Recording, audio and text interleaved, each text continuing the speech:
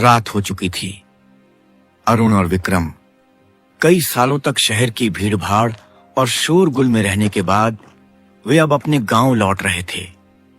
गांव की तरफ का रास्ता वही पुराना था, लेकिन आज जैसे सब बदल गया था। आसमान में बादल काले और घने हो गए थे। अरुण, यह बादल कुछ ठीक नहीं लग रहे। देख, पूरा आसमान काला हो गया है। लगता है आज रात जोर की बारिश होगी, और न जाने क्यों मुझे यह हवा अजीब सी बेचैनी दे रही है, जैसे कुछ बुरा होने वाला है। अरे पगले, तू हमेशा डर जाता है। बारिश होगी तो क्या, हम तो गांव पहुंच ही जाएंगे। फिर पुराने घर में बैठकर चाय बनाएंगे और मजे करेंगे। याद है बचपन में हम कैसे बारिश में भीगते थे, मिट्टी में खेलते थे, माँ कितनी डांट लगाती थी। हाँ, सब याद है, लेकिन न जाने क्यों आज सब कुछ अलग लग रहा है। यहाँ का सन्नाटा, ये अंधेरा, ये हवा, सब जैसे हमें कोई चेतावनी दे रहे हों। दोनों आगे बढ़ते गए। पगडंडी पर उनके कदमों की आवाज ही बस सुनाई दे रही थी।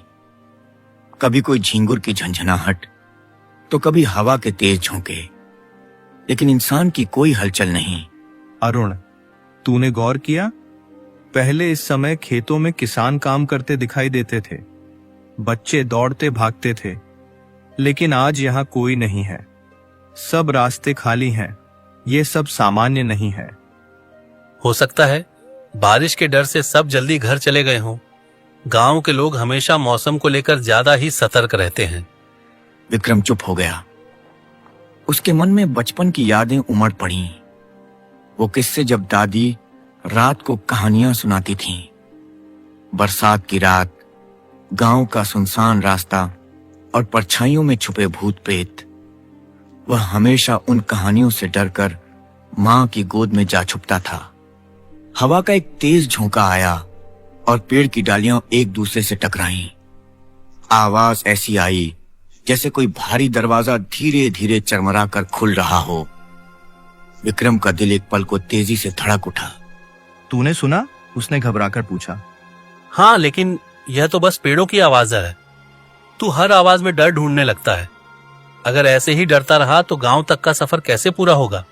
विक्रम ने होंठ भींच लिए, लेकिन उसकी आंखें लगातार इधर उधर घूम रही थीं। उसे लग रहा था कि कोई उनका पीछा कर रहा है। कभी पीछे झाड़ियों में सरसराहट होती, कभी दूर कोई साया सा हिलता दिखाई देता। कुछ देर दोनों चुपचाप चलते रहे। माहौल और भी गंभीर हो गया। आकाश में बिजली चमकने लगी थी। हर चमक के साथ पगडंडी रोशन हो उठती और अगले ही पल खूब अंधेरा छा जाता। अरुण, मुझे सच कहूं तो डर लग रहा है। याद है बचपन में कैसे दादी कहती थी कि बरसात की रातों में अजीब चीजें होती हैं। गांव के लोग अक्सर इस मौसम में रिश्तेदारों के घर चले जाते थे, शायद उन्हीं कहानियों की वजह से। यार, तू वही पुरानी कहानियों में उलझा हुआ है। वो सब बच्चों को डराने के लिए होती थीं। अब हम बच्चे नहीं रहे। चल, कदम तेज कर, अंधेरा और गहराता जा रहा है। लेकिन अरुण की आवाज में भी अब थोड़ी घबराहट झलकने लगी थी। उसने खुद को मजबूत दिखाने की कोशिश की, पर दिल में कहीं न कहीं बेचैनी घर कर चुकी थी। पगडंडी अब संकरी होती जा रही थी। दोनों तरफ ऊंची झाड़ियां थीं। कभी कोई झाड़ी अचानक हिल जाती, कभी कोई परिंदा पंख फड़फड़ाता। हर आवाज दोनों को चौंका देती। हवा का झोंका आया और ऐसा लगा जैसे किसी ने उनके कानों में धीरे से कुछ फुसफुसाया हो। दोनों एक साथ रुक गए। तूने सुना? यह बस हवा है, चल आगे। दोनों ने कदम फिर से बढ़ाए, लेकिन इस बार उनका डर और बढ़ चुका था। हर पल लगता कि पीछे कोई अदृश्य परछाई उनका पीछा कर रही है। जब भी वे पीछे मुड़ते, वहां सिर्फ अंधेरा और हिलते पेड़ दिखाई देते। धीरे धीरे गांव का बाहरी हिस्सा नजदीक आ रहा था, लेकिन जैसे जैसे वे आगे बढ़ते, हवा और भी ठंडी और तेज होती जा रही थी। पेड़ की डालियां इस तरह झूम रही थी मानो किसी अनजानी शक्ति का असर हो।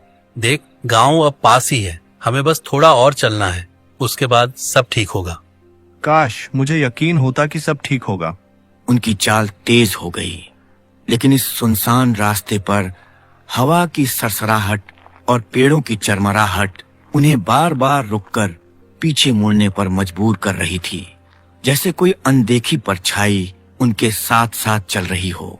पगडंडी पर चलते चलते अचानक दोनों दोस्तों की नजर एक पुराने विशाल बरगद के पेड़ पर पड़ी। यह वही पेड़ था जो गांव के बिल्कुल किनारे खड़ा था। बरगद की मोटी मोटी जटाएं जमीन तक लटक रही थीं। कुछ तो मिट्टी में धंसी हुई थीं, जैसे किसी ने उन्हें जंजीरों से बांध दिया हो। पेड़ इतना बड़ा था कि उसकी छाया में पूरा चबूतरा ढक जाता। अरुण और विक्रम वहीं रुक गए। अरुण, यह वही बरगद है ना? बचपन में यहाँ खेला करते थे, याद है? माँ कहती थी कि रात में यहाँ मत जाना, इस पेड़ के नीचे कुछ रहता है। हाँ याद है, तू तो डरकर भाग जाता था, मैं भी तेरे पीछे पीछे। लेकिन अब हम बड़े हो गए हैं, अब हमें इन कहानियों से डरना छोड़ देना चाहिए। लेकिन जैसे ही उसने यह कहा, हवा का एक तेज झोंका आया। पेड़ की मोटी डालियां एक दूसरे से टकराईं। आवाज ऐसी थी जैसे कोई भारी घंटा बज रहा हो। दोनों ने एक दूसरे की तरफ देखा। उनकी आंखों में हल्की घबराहट थी। पेड़ की जटाओं पर बिजली की हल्की चमक पड़ी और क्षण भर के लिए ऐसा लगा जैसे उनमें कोई चेहरा छुपा हो। दो गोल गोल आंखें, चौड़ा मुंह और एक तिरछी मुस्कान। लेकिन जैसे ही बादल छा गए, सब फिर से सामान्य हो गया। तू वहम कर रहा है, बिजली की चमक से ऐसा लगता है यह बस रोशनी का खेल है। लेकिन अंदर ही अंदर अरुण भी हिल चुका था। उसने खुद को संभालते हुए नजरें फेर लीं। पेड़ के नीचे एक टूटा फूटा चबूतरा था। उस पर सूखी पत्तियां बिखरी हुई थीं और एक कोने में किसी ने अगरबत्ती जलाई हुई थी, जो अब आधी जली हुई राख में बदल चुकी थी। हवा चलने पर उसकी हल्की सी महक अभी भी चारों ओर फैली हुई थी। विक्रम चुपचाप चबूतरे की ओर देखने लगा। देख, यहाँ कोई पूजा करने आया था। गांव वाले अब भी इस पेड़ से डरते हैं, तभी तो इसकी पूजा करते हैं। हाँ हो सकता है, गांव में ये सब मान्यताएं अब भी जिंदा है, लेकिन इसका मतलब यह नहीं कि सचमुच कुछ है। तभी अचानक हवा का रुख बदला। जटाएं जोर जोर से हिलने लगीं। ऐसा लग रहा था जैसे किसी ने उन्हें पकड़कर झकझोर दिया हो। दोनों वहीं जमकर खड़े रह गए। उनके कानों में एक अजीब सी आवाज आने लगी। वह कोई सामान्य हवा की सरसराहट नहीं थी, बल्कि जैसे कोई धीरे धीरे मंत्र बुदबुदा रहा हो। विक्रम की रगों में सिहरन दौड़ गई। अरुण सुन, कोई फुसफुसा रहा है, तू भी सुन रहा है ना? अरुण ने ध्यान से सुना। हाँ, आवाज वाकई आ रही थी, धीमी, लंबी और खिंची हुई, जैसे कोई औरत दूर से पुकार रही हो। अरुण ने कांपते स्वर में कहा, ये शायद हवा है, बस हवा। लेकिन तभी उनके पैरों के पास पड़ी सूखी पत्तियां खुद ब खुद हिलने लगीं। कोई अदृश्य ताकत उन्हें इधर उधर उड़ा रही थी।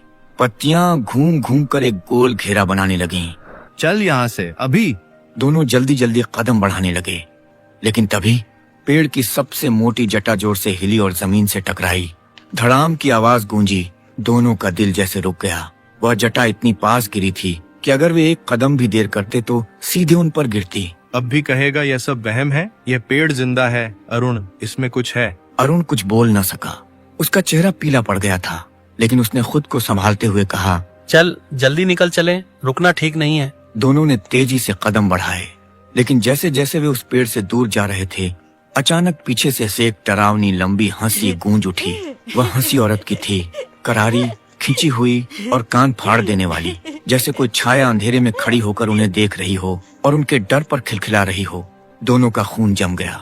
दोनों ने पीछे मुड़कर देखने की हिम्मत नहीं की, बस दौड़ते ही चले गए, जब तक कि बरगद की छाया पीछे छूट न गई। उनके दिलों में अब यह साफ था, यह पेड़ सिर्फ पेड़ नहीं था, इसमें कोई रहस्य छुपा था, कोई ऐसा जिसे इंसानी आंखें पूरी तरह देख नहीं सकती, लेकिन उसकी मौजूदगी को महसूस जरूर कर सकती हैं।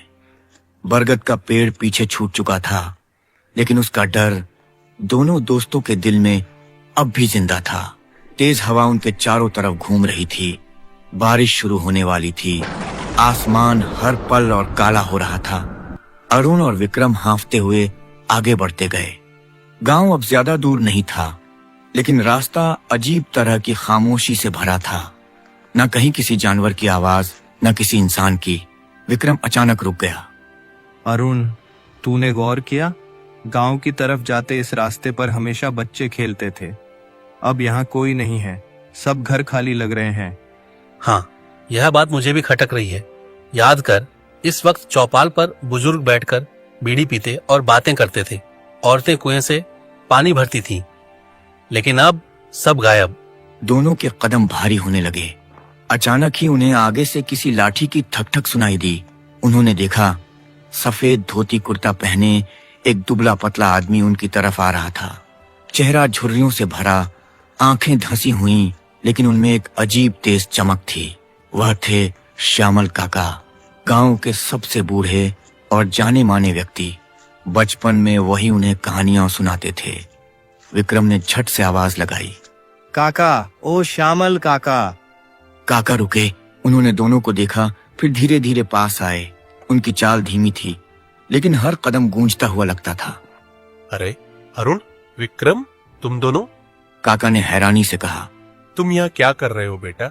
इतने साल बाद लौटे हो और वो भी इस रात? हाँ काका, सोचा था शहर से कुछ दिन छुट्टी लेकर गांव में शांति मिलेगी, लेकिन यहाँ तो सन्नाटा है। सब घर बंद क्यों हैं? कोई दिखाई क्यों नहीं दे रहा? श्यामल काका का चेहरा अचानक गंभीर हो गया। उन्होंने चारों ओर देखा जैसे कोई सुन रहा हो, फिर फुसफुसाकर बोले, बेटा, तुम दोनों को यहाँ नहीं आना चाहिए था, खासकर इस बरसाती रात में। क्यों काका, बारिश तो हर साल होती है, फिर इस रात में ऐसा क्या खास है? गांव वाले कहाँ गए? काका ने लंबी सांस ली। उनकी आंखें गहरी हो गईं। तुम्हें शायद याद हो, बरसों पहले इस गांव में कुछ अजीब हादसे हुए थे। लोग बिना वजह गायब होने लगे थे। कहा जाता है कि जब जब सावन की भारी बारिश होती, कोई न कोई गांव से लापता हो जाता और अगले दिन बरगद या पुराने घरों की दीवारों पर अजीब निशान पाए जाते। लेकिन काका, ये सब तो बस अफवाहें थीं। बचपन से हम यही सुनते आए हैं। नहीं बेटा, यह अफवाह नहीं है, यह सच्चाई है जिसे गांव वाले मानते भी हैं और उससे डरते भी। यही वजह है कि बरसात शुरू होने से पहले सब लोग अपना घर छोड़कर रिश्तेदारों के पास चले जाते हैं। इस गांव में बरसाती रातें कभी सुरक्षित नहीं रहीं। विक्रम हंस पड़ा। काका, आप भी? आपने ही तो हमें हमेशा समझाया था कि अंधविश्वासों में मत पड़ो, और आज आप खुद वही बातें कर रहे हो। श्यामल काका की आंखों में चमक तेज हो गई। उन्होंने विक्रम की तरफ गहरी नजरों से देखा। अंधविश्वास और हकीकत में फर्क बहुत पतला होता है बेटा। कभी कभी जो चीज हमें कहानी लगती है, वही असल में हमारी जान ले लेती है। तुम दोनों को लगता है ये बस डराने की बातें हैं, लेकिन जो भी बरसाती रात में यहाँ रुका, वो कभी सुबह नहीं देख पाया। अरुण का दिल तेजी से धड़कने लगा। बरगद पर सुनी हंसी उसकी यादों में ताजा हो गई। उसने कांपती आवाज में पूछा, काका, ये सब क्यों होता है? आखिर इसके पीछे सच क्या है? श्यामल काका ने चारों ओर देखा। बारिश की पहली बूंदें टपकने लगी थीं।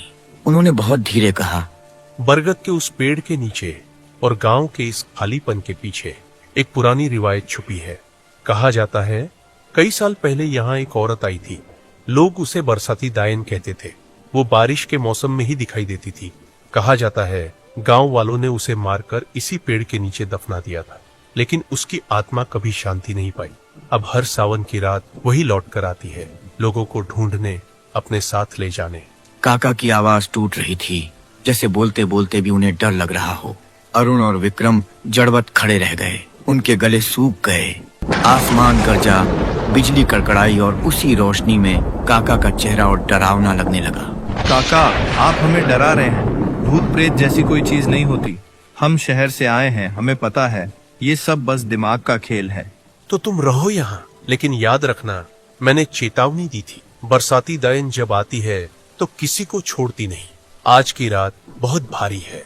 इतना कहकर श्यामल काका ने अपने कदम बढ़ाए और तेजी से अंधेरे में ओझल हो गए। उनके जाते ही चारों तरफ अजीब सी खामोशी छा गई। अरुण और विक्रम वहीं खड़े रह गए। बरसात अब तेज होने लगी थी। उनके दिलों में एक अजीब बेचैनी घर कर चुकी थी। क्या वाकई इस गांव में कुछ है, या ये सब सिर्फ डर की परछाई है? लेकिन एक बात तय थी, अब उनकी यात्रा और भी खतरनाक होने वाली थी।